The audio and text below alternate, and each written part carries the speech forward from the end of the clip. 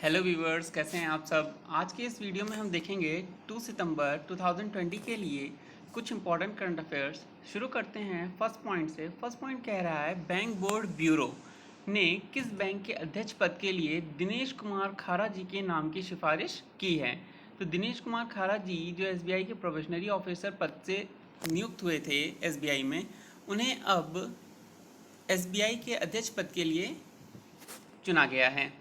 पूरी न्यूज़ क्या कह रही है, बैंक बोर्ड ब्यूरो ने एसबीआई के अध्यक्ष पद के लिए दिनेश कुमार खारा जी के नाम की सिफारिश की है। बोर्ड ने इसके अलावा श्री निवासुलु शेट्टी जी को भी इस पद के लिए आरक्षित उम्मीदवार की सूची में रखा है। ये दोनों ही एसबीआई के प्रबंध निदेशक हैं वर्तमान समय में। खारा एसबीआई के मौजूदा चेयरमैन रजनीश कुमार की जगह लेंगे। इनका 3 साल का कार्यकाल 7 अक्टूबर को पूरा हो रहा है। किसका? रजनीश कुमार जी का कार्यकाल। दिनेश कुमार खारा जी 1984 में प्रोबेशनरी ऑफिसर के रूप में एसबीआई में नियुक्त हुए थे। उन्हें 3 साल की अवधि के लिए 2016 में एसबीआई का एमडी नियुक्त किया गया था, जिसे बाद में 2 साल के लिए बढ़ा भी दिया गया, यानी 2019 और 20 के लिए इनका 2 साल के लिए कार्यकाल एमडी के पद पर बढ़ा दिया गया था और अब फाइनली इन्हें अध्यक्ष पद एसबीआई का मिलने वाला है। इसके बाद नेक्स्ट न्यूज़ कह रही है, रक्षा मंत्रालय ने किस स्थान पर 3 से 5 फरवरी 2020 को एयर इंडिया की मेज़बानी करने का फैसला किया है। तो यह फैसला किया गया है बेंगलुरु में करने के लिए। रक्षा मंत्रालय ने अगले साल 3 से 5 फरवरी से यानी 2021 में एरो के अगले संस्करण की मेजबानी करने का फैसला लिया है। इसे एशिया की सबसे बड़ी एरोस्पेस प्रदर्शनी माना जाता है। यह एरोस्पेस प्रदर्शनी 1996 में शुरू हुई थी और हर साल बेंगलुरु द्वारा इसकी मेजबानी की गई है। यह एक द्विवार्षिक एयर शो और उड्डयन प्रदर्शनी का आयोजन है, जिसे बेंगलुरु के यलहंका एयरफोर्स स्टेशन में किया जाता है। इसका आयोजन रक्षा प्रदर्शनी संगठन रक्षा मंत्रालय द्वारा किया जाता है। साथ ही साथ रक्षा अनुसंधान और विकास संगठन, भारतीय वायुसेना अंतरिक्ष विभाग, केंद्रीय नागरिक उड्डयन मंत्रालय जैसे संगठन प्रदर्शन में हिस्सा लेते हैं। इसके बाद अगली न्यूज़ कह रही है, संघाई सहयोग संगठन एससीओ के रक्षा मंत्रियों की बैठक किस देश में 4 सितंबर से 5 सितंबर तक आयोजित होगी। तो ये आयोजित होनी है इस वर्ष मॉस्को में। रक्षा मंत्री भारत के राजनाथ सिंह हैं और देख सकते हैं संघाई सहयोग संगठन में देश जो 5 देश हैं यहाँ पर, उनके प्रतिनिधित्व। पूरी न्यूज़ की अगर हम बात करें तो पूरी न्यूज़ कह रही है, संघाई सहयोग संगठन के रक्षा मंत्रियों की बैठक मॉस्को में 4 सितंबर से 5 सितंबर तक आयोजित होगी। उसी वर्ष में यह दूसरी बार है जब रक्षा मंत्री राजनाथ सिंह जी भारत रूस रणनीतिक साझेदारी के लिए एलएसी के साथ चीन के साथ चल रहे गतिरोध के बीच क्षेत्र में स्थिरता के स्तंभ के रूप में वापस जाने के लिए मॉस्को का दौरा करेंगे। चीनी प्रतिनिधि भी भाग इसमें लेंगे। भारत और रूस से संयुक्त रक्षा उत्पादन परियोजनाओं और महत्वपूर्ण रक्षा आपूर्ति में तेजी लाने के लिए दो पक्षों के साथ एक द्विपक्षीय बैठक आयोजित करने की उम्मीद भी की जा रही है। अनुमान है कि रूसी रक्षा मंत्री संयुक्त आयोग की बैठक के लिए भारत का दौरा कर सकते हैं। इसके बाद अगली न्यूज़ कह रही है, हाल ही में सिंगापुर ने किस सरकार के साथ राज्य में कौशल विश्वविद्यालय स्थापित करने का समझौता किया है। तो यह किया गया है असम सरकार के द्वारा। पूरी न्यूज़ क्या कह रही है, पूरी न्यूज़ कह रही है, केरल सिंगापुर ने असम सरकार के साथ राज्य में कौशल विश्वविद्यालय स्थापित करने के लिए एक समझौता ज्ञापन MOU मेमोरेंडम ऑफ अंडरस्टैंडिंग पर हस्ताक्षर किए हैं। असम कैबिनेट ने असम कौशल विकास विश्वविद्यालय विधेयक को मंजूरी दे दी है, जो मंगलदोई में कौशल विश्वविद्यालय स्थापित करने का प्रावधान करता है। यूनिवर्सिटी की स्थापना 900 करोड़ रुपए की लागत से की जाएगी। असम एक कौशल विश्वविद्यालय की स्थापना के लिए ITE शिक्षा सेवा सिंगापुर के साथ काम करेगा। उन्होंने समूह 3 और समूह 4 के लिए राज्य सरकार की नौकरियों के लिए ऊपरी आयु सीमा में 2 साल तक की वृद्धि का फैसला भी किया है, ताकि बेरोजगार युवा 40 वर्ष तक की नौकरियों के लिए आवेदन कर सकें। इसके बाद अगली न्यूज़ कह रही है, किस राज्य सरकार ने प्रतीक्षा प्रथम समुद्री एम्बुलेंस का संगठन या गठन किया है? तो ये आप देख सकते हैं इमेज से, केरल सरकार के द्वारा किया गया है। केरल सरकार ने प्रतीक्षा प्रथम समुद्री एम्बुलेंस का गठन किया है। यह केरल के मुख्यमंत्री तिरुवनंतपुरम, जो कि केरल में ही है, उस जिले में विजिंजाम गांव में पिनारई विजयन जी, जो कि सीएम हैं केरल के, इनके द्वारा केरल के तिरुवनंतपुरम जिले के विजिंजाम गांव में किया गया। प्रतीक्षा केरल सरकार के मत्स्य विभाग के लिए कोची शिपयार्ड लिमिटेड CSL द्वारा निर्मित की गई है। यह कोची शिपयार्ड लिमिटेड द्वारा निर्मित 3 पूरी तरह सुसज्जित समुद्री एम्बुलेंस नौकाओं की श्रृंखला में पहली है। यानी ऐसी ही 2 अन्य समुद्री एम्बुलेंस हैं जिन्हें निम्नानुसार तैनात किया जाना है। पहला, कोझिकोड में करुणा, एर्नाकुलम में प्रत्याशा। ये एम्बुलेंस रुपये 6.08 करोड़ की लागत के साथ समुद्र में दुर्घटनाओं के दौरान मछुआरों के जीवन को बचाने के लिए बनाई गई है। इसके बाद अगली न्यूज़ कह रही है, हाल ही में किस शहर में प्लास्टिक अपशिष्ट निपटान सुविधा का उद्घाटन किया गया है? तो यह खबर भी हमारी कोच्चि केरला से ही है।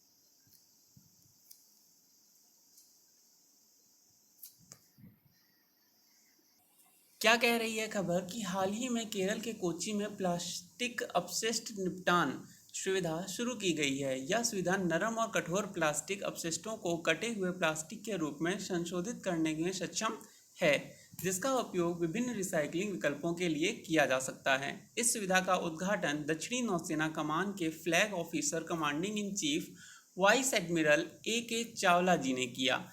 इस पायलट परियोजना को कोची शिपयार्ड लिमिटेड द्वारा एक कॉरपोरेट सोशल रिस्पॉन्सिबिलिटी परियोजना के रूप में के माध्यम से सहायता प्रदान की जाती है।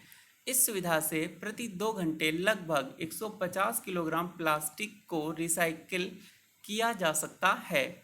इसकी ओनरशिप यानी कि जो स्वामित्व है और संचालन ये SNC की ओर से INS वेणुरुथि द्वारा किया जाएगा।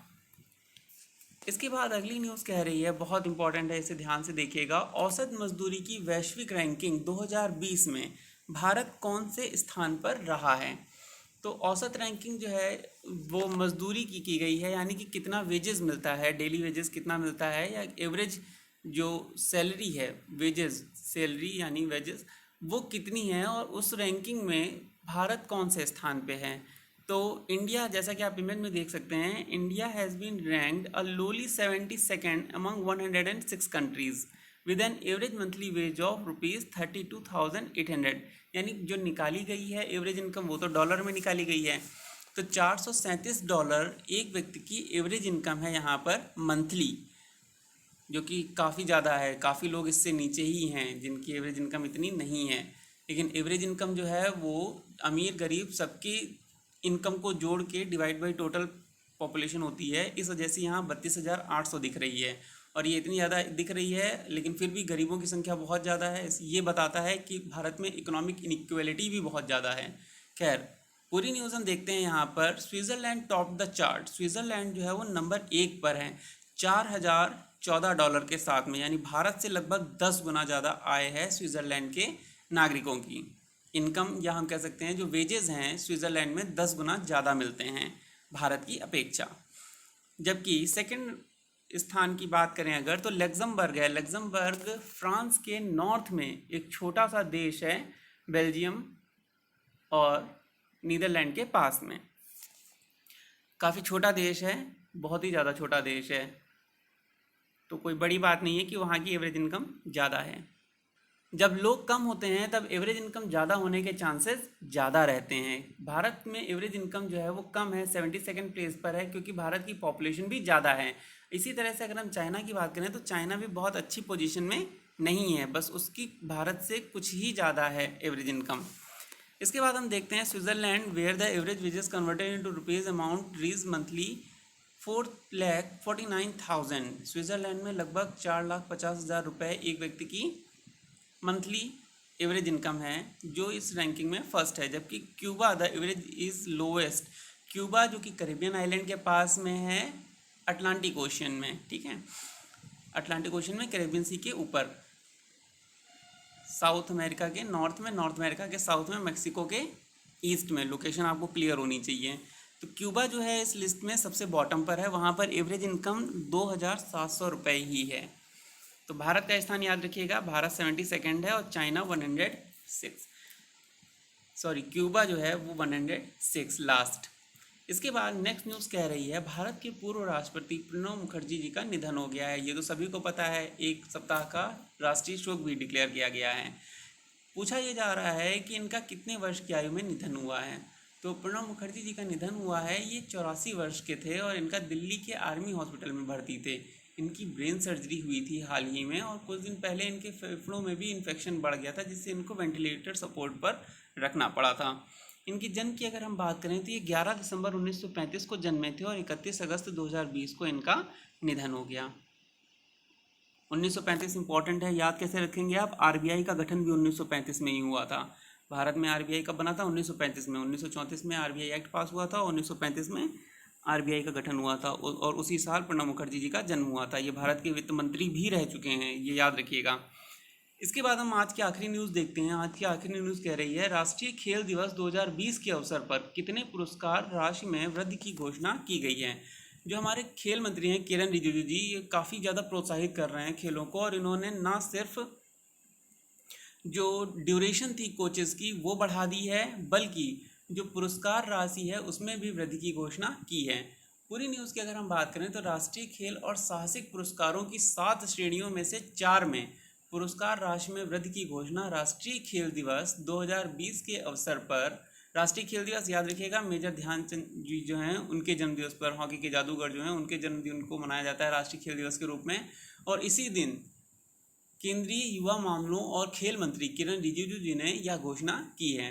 खेल के लिए पुरस्कार राशि, पुरस्कारों का अंतिम मूल्यांकन 2008 में किया गया था, यानी 12 साल बाद ये मूल्यांकन किया गया और 12 साल बाद कोई वृद्धि पुरस्कार राशि में देखने को मिल रही है। राष्ट्रीय खेल पुरस्कारों की बढ़ी हुई पुरस्कार राशि हम क्रमशः देखेंगे। सबसे पहले है राजीव गांधी खेल रत्न पुरस्कार। तो इस पुरस्कार राशि को 7.5 लाख रुपए से बढ़ाकर 25 लाख रुपए कर दिया गया है। इसके बाद आता है अर्जुन पुरस्कार और अर्जुन पुरस्कार की पुरस्कार राशि को 5 लाख से बढ़ाकर 15 लाख कर दिया गया है, यानी 3 गुना बढ़ाया गया है। द्रोणाचार्य जो कि टीचर्स को या कोचेस को मिलता है लाइफ टाइम वाला, वो लाइफ टाइम द्रोणाचार्य का अवार्ड पुरस्कार राशि 5 लाख से बढ़ाकर फिर इसको भी 15 लाख कर दिया गया है। और द्रोणाचार्य जो नियमित पुरस्कार मिलते हैं कोचेस को, वो पुरस्कार राशि को बढ़ाकर 5 लाख से 10 लाख रुपए कर दिया गया है। इसके बाद जो अंतिम पुरस्कार राशि बढ़ाई गई है वो है ध्यानचंद पुरस्कार। ध्यानचंद पुरस्कार की पुरस्कार राशि को 5 लाख से बढ़ाकर 10 लाख रुपए कर दिया गया है। तो ये याद रखिएगा कि जो पुरस्कार राशियां हैं वो लगभग दुगनी तिगनी कर दी गई हैं। तो ये थे आज के आपके करंट अफेयर्स। इसके बाद देखते हैं 2 सितंबर को कौन सा इंपॉर्टेंट डेज होते हैं। तो सबसे पहला है हमारा world coconut day. World coconut day 2020 में वेडनेसडे को पड़ रहा है और इस दिन कोकोनट और इससे बने उत्पादों के महत्व को समझाने का प्रयास किया जाता है। और 2 सितंबर को ही आप याद रखिएगा कि वियतनाम का इंडिपेंडेंस डे होता है। वियतनाम आज ही के दिन आज़ाद हुआ था। वियतनाम का चैप्टर भी है क्लास 10 की एनसीईआरटी में, लेकिन उससे अब सिलेबस से हटा दिया गया है, शायद इंपॉर्टेंट नहीं लग रहा होगा। फ्रांस ज़्यादा इंपॉर्टेंट है। खैर, अभी हम देखते हैं वियतनाम कहाँ पर है लोकेशन इसकी। तो वियतनाम हम भारत से देखेंगे, ईस्ट में जब चलते हैं हम तो बांग्लादेश, म्यांमार, थाईलैंड को पार करके लाओस और फिर वियतनाम, यानी भारत से 1 2 3 4 देश छोड़ के वियतनाम ईस्ट में पड़ रहा है, साउथ चाइना सी के पास में। तो ये अगर फ्लाइट से भी आप जाएंगे तो लगभग 1 दिन 7 घंटे का समय लगेगा आपको। 2-3 स्टॉपेज पड़ते हैं बीच में, तो पास में ही है, लेकिन रहने के लिए सबसे अच्छी जगहों में से आता है वियतनाम। तो ये थे आपके आज के करंट अफेयर्स, सारे इंपॉर्टेंट जो पॉसिबल थे आज के। मिलते हैं कुछ नए करंट अफेयर्स के साथ अगले वीडियो में कल। Till then take care and thanks for watching.